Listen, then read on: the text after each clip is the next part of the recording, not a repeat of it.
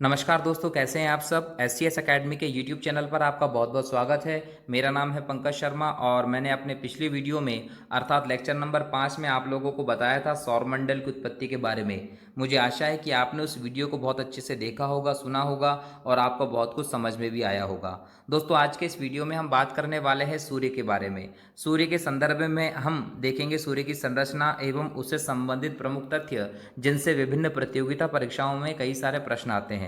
दोस्तों, वीडियो को शुरू करने से पहले ऐसे लोग जो इस वीडियो सीरीज़ को पहली बार देख रहे हैं वे इस वीडियो सीरीज़ के लेक्चर नंबर 4 को देखें, क्योंकि लेक्चर नंबर 4 में हम लोगों ने बात की थी तारे के जीवन के बारे में। वहीं हमने देखा था कि तारे की उत्पत्ति कैसे होती है और हमारे सूर्य की उत्पत्ति कैसे हुई है। यदि आप पहले उस वीडियो को देख लेंगे तो आपको यह वाला वीडियो बहुत अच्छे से समझ में आएगा। तो दोस्तों, शुरू करते हैं आज के इस वीडियो को।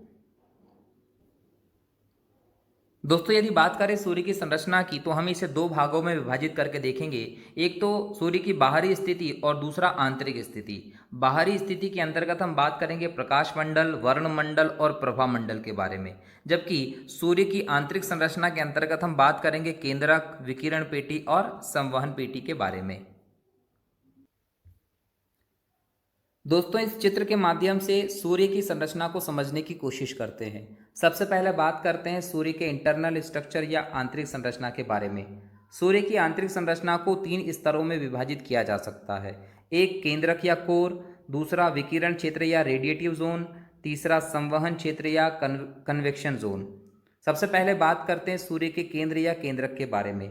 सूर्य के केंद्र में हाइड्रोजन और हीलियम का संलयन बहुत ज़्यादा होता है, इसीलिए इसके केंद्र में ऊर्जा सबसे ज़्यादा होती है। यहाँ का तापमान लगभग 15 मिलियन डिग्री सेल्सियस के आसपास होता है और यहाँ से ऊर्जा का प्रवाह बाहर की तरफ होता रहता है। दोस्तों, सूर्य का जो केंद्र है वो हीलियम गैस से बना है और हीलियम एक भारी गैस है जिसका घनत्व ज़्यादा है, इसीलिए इसके केंद्र का घनत्व भी सबसे ज़्यादा होता है। यदि आपसे क्वेश्चन किया जाता है कि सूर्य के किस संरचना का घनत्व सबसे ज़्यादा होता है, तो आपका उत्तर होगा सूर्य के केंद्र का घनत्व सबसे ज़्यादा होता है, क्योंकि यहाँ पर हीलियम गैस की अधिकता है। सूर्य के केंद्र का जो विस्तार है वह लगभग 1,74,000 किलोमीटर के आसपास आंका गया है। दोस्तों, सूर्य की संरचना का दूसरा स्तर है उसका विकिरण क्षेत्र। विकिरण क्षेत्र में एक्स रे एवं गामा किरणें मिलती हैं और यहाँ पर फोटॉन्स भी होते हैं। फोटॉन्स ऊर्जा के वाहक का काम करते हैं, इनका कोई द्रव्यमान या आयतन नहीं होता। यह केवल सूर्य के केंद्र से बाहर की तरफ ऊर्जा का ट्रांसफर करने का कार्य करते हैं और सूर्य के विकिरण क्षेत्र का विस्तार लगभग 5,56,800 किलोमीटर के आसपास आंका गया है। सूर्य की आंतरिक संरचना का तीसरा स्तर है उसका संवहन क्षेत्र या कन्वेक्शन जोन। कन्वेक्शन जोन एक प्रकार की कोशीय संरचना है, सेल्स की संरचना है, जिसमें नीचे से ऊपर तक एक क्रम में कोशिकाएं स्थापित हैं। नीचे ज़्यादा घनत्व की कोशिकाएं हैं और ऊपर जाने के क्रम में क्रमशः कोशिकाओं का घनत्व कम होता जाता है। यह कोशिकाएं हाइड्रोजन गैस की बनी हुई हैं और जो ऊर्जा सूर्य के केंद्र से बाहर की तरफ जाती है वह इन कोशिकाओं के बीच से होकर ही बाहर निकलती है। दोस्तों, तो यह थी सूर्य की आंतरिक संरचना के 3 स्तर। अब हम बात करते हैं सूर्य की संरचना के बाहरी स्तरों के बारे में। और सूर्य की संरचना के बाहरी स्तरों को भी हम 3 वर्गों में विभाजित कर सकते हैं। एक फोटोस्फीयर या प्रकाश मंडल, दूसरा क्रोमोस्फीयर या वर्णमंडल, तीसरा कोरोना या प्रभामंडल। सबसे पहले हम बात करते हैं प्रकाश मंडल के बारे में। प्रकाश मंडल सूर्य की संरचना का सबसे बाहरी सतह है जिसे हम हमारी आंखों से देखते हैं। इसके किनारे प्रकाशमान नहीं होते क्योंकि इसके जस्ट बाद वर्णमंडल अर्थात सूर्य का वायुमंडल होता है और सूर्य का वायुमंडल इसके प्रकाश को अवशोषित कर लेता है। सूर्य की सतह का जो तापमान है वह लगभग 6,000 डिग्री सेल्सियस के आसपास मापा गया है। दोस्तों, और फोटोस्फीयर के बाद जो अगला मंडल आता है वह है क्रोमोस्फीयर या वर्णमंडल। जो गैसें सूर्य की सतह से बाहर की तरफ जाती हैं उन गैसों से ही कहीं ना कहीं वर्णमंडल या सूर्य के वायुमंडल का निर्माण हुआ है। यह लाल कलर का दिखाई पड़ता है। तीसरा मंडल है कोरोना या प्रभामंडल। यह केवल सूर्य ग्रहण के समय ही दिखाई पड़ता है और इसका नाम से ही प्रतीत होता है कि एक मुकुट के समान आकृति है। जैसे वर्तमान में कोरोना वायरस है, उसका नाम कोरोना वायरस इसलिए पड़ा क्योंकि उसकी संरचना मुकुट के समान है। उसी प्रकार सूर्य की जो सबसे बाहरी स्तर है उसे कोरोना नाम दिया गया है, क्योंकि यह मुकुट के समान दिखाई पड़ता है, जो केवल सूर्य ग्रहण के समय दिखता है। इसे सूर्य किरीट भी कहते हैं, याद रखना, इसे सूर्य किरीट भी कहते हैं। और सूर्य ग्रहण के समय प्रकाश का स्रोत यही होता है। यह सफ़ेद कलर का चमकता है दोस्तों, याद रखना है कि जो कोरोना है वो सफ़ेद कलर का चमकता है और एक्सरे का उत्सर्जन करता है। तो दोस्तों इस प्रकार हमने समझा कि सूर्य की संरचना कैसी है। सूर्य की संरचना को हमने अलग अलग भागों में विभाजित किया। एक आंतरिक स्तर की बात की और बाहरी स्तर की बात की। आंतरिक स्तर में हमने बात की केंद्रक, विकिरण क्षेत्र और संवहन क्षेत्र की, और बाहरी स्तर में हमने बात की प्रकाश मंडल, वर्णमंडल और प्रभामंडल के बारे में। इस चित्र के माध्यम से हम बाहरी स्तरों को और अच्छे से समझ सकते हैं। जो यह प्रकाश दिख रहा है इसको हम कोरोना कहते हैं, ये एक प्रकार से मुकुट का काम करता है। और ये जो स्थिर है यहाँ पर सूर्य की जो गैसें होती हैं वो मौजूद होती हैं, इसलिए इसको सूर्य का वायुमंडल करार दिया गया है। और ये जो चमकती हुई सतह है, ये सतह जो होती है इसको हम बोलते हैं प्रकाश मंडल। और इसके अलावा यह केंद्रक है, ये विकिरण क्षेत्र होता है और ये कन्वेक्शन जोन होता है दोस्तों।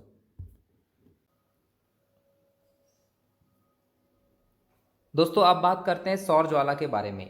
सौर ज्वाला एक बहुत ही प्रभावशाली विद्युत चुंबकीय विकिरण होता है जो सूर्य के बाहरी सतह अर्थात प्रकाश मंडल से निकलता है।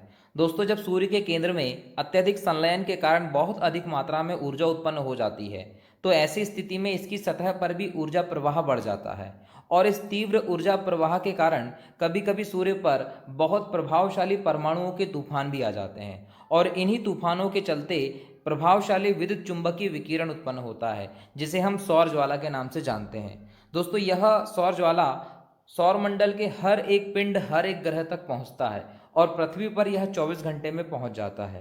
पृथ्वी के वायुमंडल में जैसे ही यह विकिरण प्रवेश करता है तो हमारा जो कम्युनिकेशन सिस्टम है वो खत्म हो जाता है दोस्तों। और सौर ज्वाला जैसे ही पृथ्वी के वायुमंडल में आती है तो पृथ्वी के चुंबकीय ध्रुवों के पास चली जाती है, और यहाँ वायुमंडलों के कणों से टकराकर इससे एक प्रकार का रंगीन प्रकाश निकलता है। इस रंगीन प्रकाश को मेरु ज्योति या ध्रुवीय ज्योति के नाम से जानते हैं।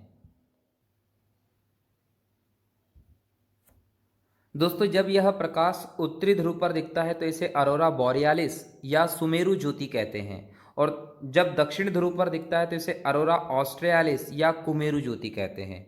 इस चित्र में आप देख सकते हैं कि किस प्रकार का रंगीन प्रकाश दोनों ध्रुवों पर दिखता है, और इस चित्र में आप देख सकते हैं कि किस प्रकार सौर ज्वालाएं सूर्य की सतह पर उत्पन्न होती हैं। दोस्तों अब बात करते हैं सौर कलंक के बारे में। जब सूर्य की सतह पर परमाणु का तूफान आता है और यह सौर ज्वालाएं उत्पन्न होती हैं तो बहुत बड़ी मात्रा में सूर्य की सतह से ऊर्जा और गैसें दूर हो जाती हैं। एक दूरी तक जाकर ऊर्जा जो होती है वो सूर्य के वायुमंडल में लुप्त हो जाती है, लेकिन जो गैसें हैं वो सूर्य के गुरुत्वाकर्षण के कारण वापस सूर्य में आके मिल जाती हैं। लेकिन गैसें अब ठंडी हो चुकी हैं, इनका तापमान कम हो चुका है। जब ये गैसें वापस सूर्य की सतह पर लौटती हैं तो दो सेल के बीच में आके चिपक जाती हैं, और यह अपेक्षाकृत सूर्य के ठंडे भाग हो जाते हैं जिनका तापमान कम होता है। अब यह ठंडे भाग सूर्य के दूसरे भाग की अपेक्षा कम चमकीले दिखते हैं, तो काले धब्बे के समान दिखाई पड़ते हैं, जिसे हम सौर कलंक या सौर धब्बा कहते हैं। इन सौर कलंक का जो तापमान होता है वह लगभग 1500 डिग्री सेल्सियस के आसपास होता है। सौर कलंक चक्र। दोस्तों सौर कलंक या सौर धब्बा स्थायी नहीं होता, क्योंकि सूर्य पर गैसों का संलयन चलता रहता है और ऊर्जा का प्रवाह बना रहता है। इसी कारण कुछ ही वर्षों में यह धब्बे अपने पुराने तापमान को पुनः प्राप्त कर लेते हैं और सूर्य के अन्य भागों के समान चमकने लगते हैं। अतः हम यह कह सकते हैं कि सौर कलंक बनता भी है और बिगड़ता भी है। इसके बनने और बिगड़ने में इसे लगभग 22 वर्षों का समय लगता है, 11 वर्ष बनने में और 11 वर्ष बिगड़ने में। इस पूरे कार्यकाल को हम सौर कलंक चक्र कहते हैं दोस्तों। यदि बात करें कि सौर कलंक चक्र का अध्ययन क्यों किया जाता है तो हम निम्न बिंदुओं के आधार पर स्पष्ट कर सकते हैं कि क्यों सौर कलंक चक्र का अध्ययन आवश्यक है। जैसे सूर्य में होने वाले दीर्घकालिक परिवर्तनों की जानकारी मिलती है, इसका मौसम पर क्या प्रभाव पड़ता है इसका अध्ययन किया जा सकता है, अंतरिक्ष पर इसका क्या प्रभाव पड़ता है इसकी जानकारी मिलती है, सूर्य के आसपास के क्षेत्र में विकिरण के कल प्रभाव या चुंबकीय प्रभाव को भी यह दर्शाता है।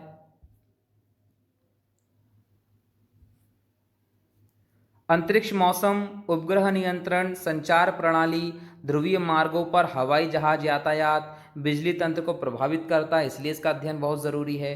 पृथ्वी की जलवायु से संबंधित तथ्यों की जानकारी मिलती है। सौर कलंक प्रबल चुंबकीय विकिरण भी उत्सर्जित करते हैं, जो पृथ्वी पर जो कम्युनिकेशन सिस्टम होता है उसको बाधित करता है। इससे रेडियो प्रसारण आदि में व्यवधान उत्पन्न हो सकता है, इसीलिए इसका अध्ययन करना बहुत ज़रूरी होता है दोस्तों।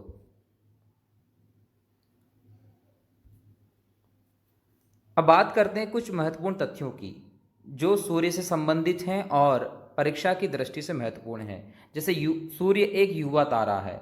सूर्य एक गैस का गोला है।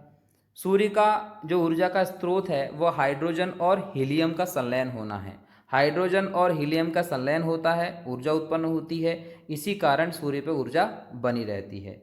सूर्य की ऊपरी परत में हाइड्रोजन ज़्यादा है, जबकि केंद्र में हीलियम ज़्यादा है, इसीलिए केंद्र का घनत्व ज़्यादा होता है। सौरमंडल में जितने भी ऊर्जा साधन है सबका जो प्रमुख स्रोत है वह सूर्य ही है। सूर्य सौरमंडल का मुखिया है। हमने पहले देखा है कि जो सौरमंडल है उसका जन्म सूर्य से हुआ है और सारे ग्रह जो है वो सूर्य की परिक्रमा कर रहे हैं और ऊर्जा भी सूर्य से प्राप्त करते हैं। सभी ग्रह गुरुत्वाकर्षण बल के कारण इसके चारों ओर घूम रहे हैं।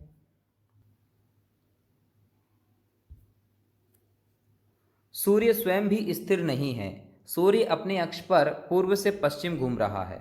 जब यह घूर्णन करता है तो इसका मध्य भाग लगभग 25.38 दिन में और ध्रुवीय भाग लगभग 33 दिन में एक चक्कर पूरा करता है। अब आपके मन में क्वेश्चन आ रहा होगा कि जब सूर्य एक ही पिंड है तो इसका एक भाग जो है वो कम दिनों में और एक भाग जो है वो ज़्यादा दिनों में एक चक्कर पूरा क्यों करता है। तो दोस्तों इसका उत्तर है कि सूर्य ठोस नहीं है पृथ्वी के भांति। पृथ्वी का पूरा हिस्सा एक साथ घूर्णन करता है। ऐसा नहीं कि पृथ्वी यहाँ से अलग घूमेगी, यहाँ से अलग घूमेगी, यहाँ से अलग घूमेगी, क्योंकि पृथ्वी ठोस है। लेकिन सूर्य जो है वो एक गैस का गोला है और चूंकि एक गैस का गोला है और इस पर गैसें समान नहीं हैं, कुछ गैसें अधिक घनत्व की हैं, कुछ गैसें कम घनत्व की हैं, इसीलिए इसके घूर्णन में अंतर दिखाई पड़ता है। सूर्य अपने अक्ष पर घूमने के साथ साथ मंदाकिनी के चारों ओर भी परिक्रमा करता है। एक चक्कर लगाने में इसे लगभग 250 किलोमीटर प्रति सेकंड की गति से 25 करोड़ साल लगते हैं और इसे एक ब्रह्मांड वर्ष भी कहा जाता है। सूर्य की संरचना में विभिन्न तत्वों की या गैसों की अलग अलग प्रतिशत में मौजूदगी है। 71% हाइड्रोजन है, 26.5% हीलियम है और जो शेष है वह अन्य गैसें मौजूद हैं। सूर्य से पृथ्वी की अधिकतम दूरी जो है वह लगभग 15.21 करोड़ किलोमीटर है। न्यूनतम दूरी 14.70 करोड़ किलोमीटर है और माध्य दूरी 14.98 करोड़ किलोमीटर के आसपास है दोस्तों।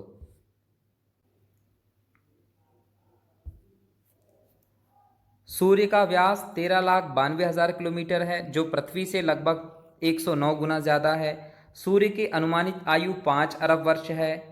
सूर्य का आयतन पृथ्वी से लगभग 13 लाख गुना ज़्यादा है, अर्थात इसमें 13 लाख पृथ्वियाँ समा सकती हैं। सौरमंडल के कुल द्रव्यमान का लगभग 99.89% अकेले सूर्य ने घेर रखा है। सूर्य का द्रव्यमान पृथ्वी के द्रव्यमान की तुलना में लगभग 3,32,900 गुना ज़्यादा है दोस्तों। सूर्य का तलीय गुरुत्वीय बल पृथ्वी से लगभग 28 गुना ज़्यादा है और सूर्य के प्रकाश को पृथ्वी तक आने में लगभग 8 मिनट 16.6 सेकंड या कुल 500 सेकंड का समय लगता है और सूर्य की ऊर्जा उत्सर्जन करने की क्षमता 10 की घात 26 जूल प्रति सेकंड के हिसाब से होती है दोस्तों आज के इस वीडियो में हमने देखा सूर्य की संरचना एवं उससे संबंधित परीक्षा उपयोगी महत्वपूर्ण तथ्यों के बारे में। आज के लेक्चर में इतना ही।